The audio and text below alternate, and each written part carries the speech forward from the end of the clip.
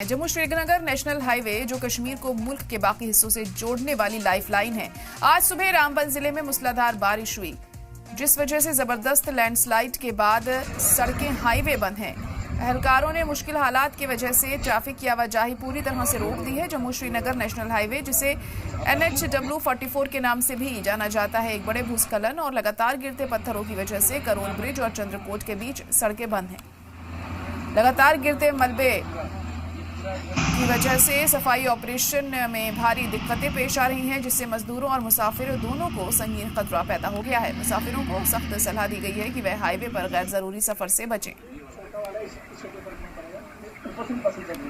तो खराब मौसम की वजह से कनेक्टिविटी पूरी तरह से यहाँ पर ठप दिखाई दे रही है। लोगों को काफी दिक्कतें पेश आ रही हैं। रेस्क्यू का काम यहाँ पर लगातार किया जा रहा है, मलबा हटाने का काम यहाँ पर जारी है, लेकिन लगातार मलबा जो गिर रहा है इससे काफी दिक्कतें पेश आ रही हैं और लोगों को एडवाइजरी भी जारी की गई है कि इस रोड से वो ना गुजरें। करोल ब्रिज और चंद्रकोट के बीच की सड़कों को फिलहाल बंद कर दिया गया है।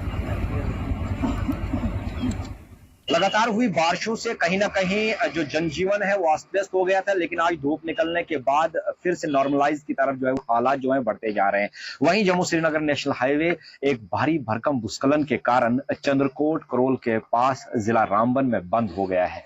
वहीं हुकाम जो है इसे खोलने के लिए लगातार कोशिशें कर रही है और सुबह से ही युद्ध स्तर पर इसके रेस्टोरेशन का काम लगा है। मैन एंड मशीनरी को डिप्यूट किया गया है और खुद जो ट्रैफिक के SSP है रामबन के राजा आदिल हमीद, वो भी मौके पर पहुंचे हुए हैं और पूरे इस रेस्टोरेशन का सुपरविजन कर रहे हैं।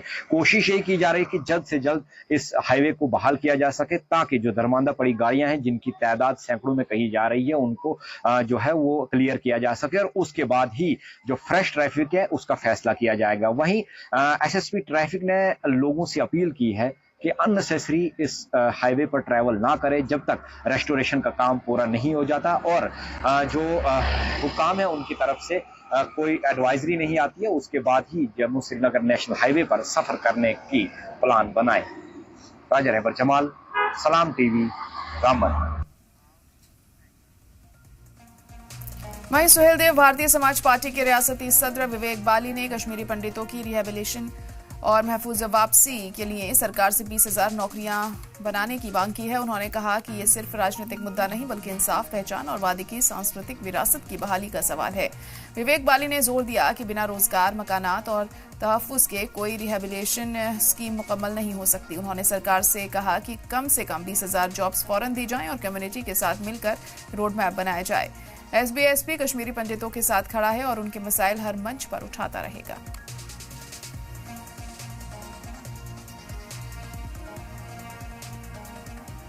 वहीं RLJP के नेशनल स्पोक्सपर्सन संजय सराफ ने श्रीनगर में कहा कि LG मनोज सिन्हा का दहशतगर्दी से मुतासिर परिवारों को जॉब लेटर देना एक अहम रिहेबिलिटेशन कदम है।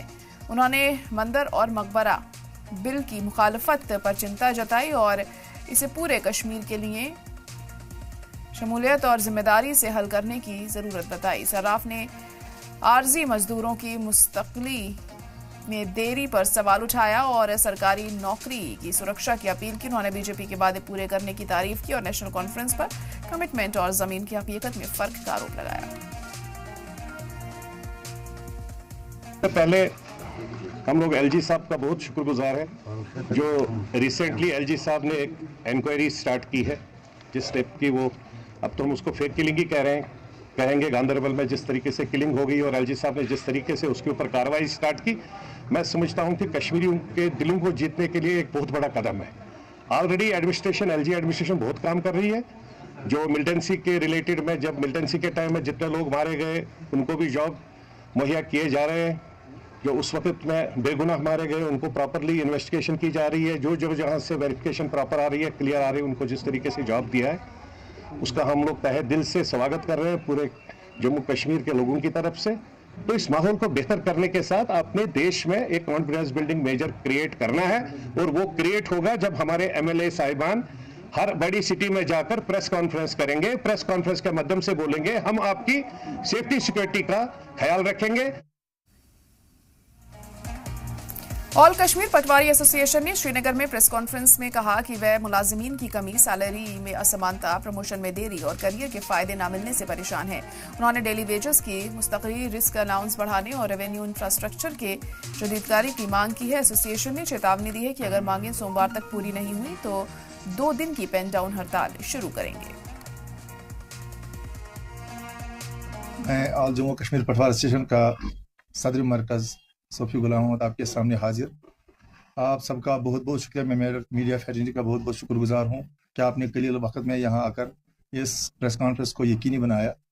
यहाँ पे मौजूद हमारी एपिक्स बॉडी के मेंबरान और 2 province president Jammu, province president Kashmir और उनकी सूबाई बॉडी और हमारी सदूर अजला जम्मू कश्मीर से 20 ज़िलों के सदर ज़िला यहाँ मौजूद है। इनकी हाज़िरी में मैं आपके ज़रिए, आपकी वसातत से आल जम्मू कश्मीर पटवारी एसोसिएशन हुकूमत और आवाम की तवज्जो एक नहायत अहम मसले की तरफ मबजूल करवाना चाहता हूँ, जो ज़मीन के रिकॉर्ड के निज़ाम और पटवार एसोसिएशन के पेशे वराना जिम्मेदारियों से बराह रास्त ताल्लुक़ रखता है। अलीबाग कनीपुरा के लोगों ने पावर डेवलपमेंट डिपार्टमेंट के खिलाफ एहतजाज किया और इल्जाम लगाया कि पिछले 5 महीनों से इलाके में बिजली की भारी कमी है। उन्होंने बताया कि रोजाना सिर्फ 2 घंटे के लिए ही बिजली मिलती है, जिससे रोजमर्रा की जिंदगी, पढ़ाई और कारोबार मुतासिर हो रहे हैं। मुजाहिरीन ने हुकूमत और मुताल्लिक अफसरान से फौरी कदम उठाने और मुनासिब बिजली सप्लाई को यकीनी बनाने की दरख्वास्त की है।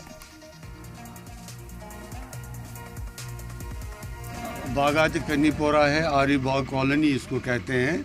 इसके साथ और भी साथ में कई कॉलोनियाँ जैसे खोसबाग कॉलोनी, दूसरी बेगर्स कॉलोनी वगैरह इसके साथ साथ। लेकिन यहाँ जो है, यहाँ उन कॉलोनियों में कोई लाइट की प्रॉब्लम नहीं है।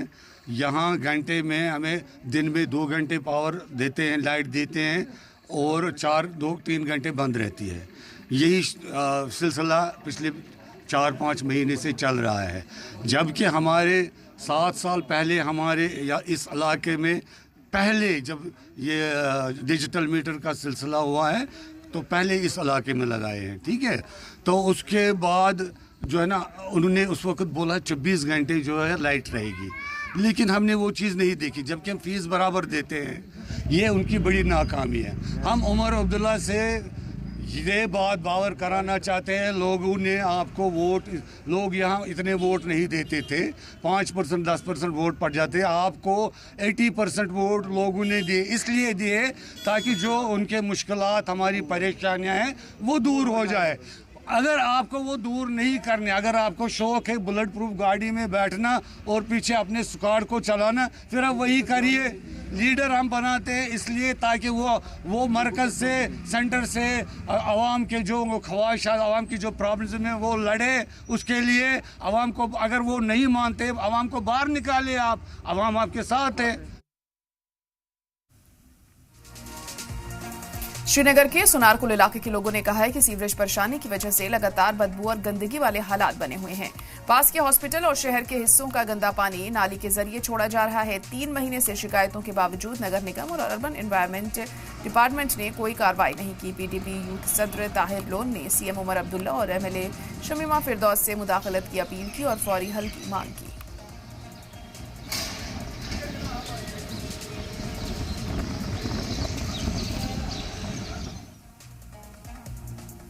यूटी लद्दाख के चीफ सेक्रेटरी आशीष कुंद्रा की सदारत में मीटिंग की गई।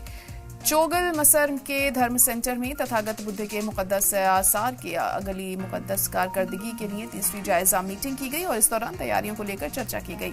चीफ सेक्रेटरी आशीष कुंद्रा ने सभी अहलकारों को हिदायत दी है कि जो भी जरूरी कदम उठाए जाएं ताकि सभी तैयारियां वक्त रहते मुकम्मल कर ली जाएं।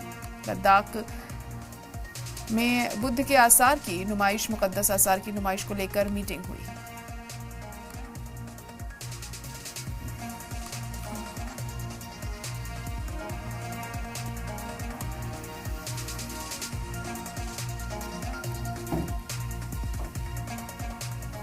वहीं जिला पुलिस हेडक्वार्टर गांदरबल में एक बावकार तकरीब का इनेकाद किया गया, जिसमें सुधांशु धामा आईपीएस ने गांदरबल में चार्ज संभाला।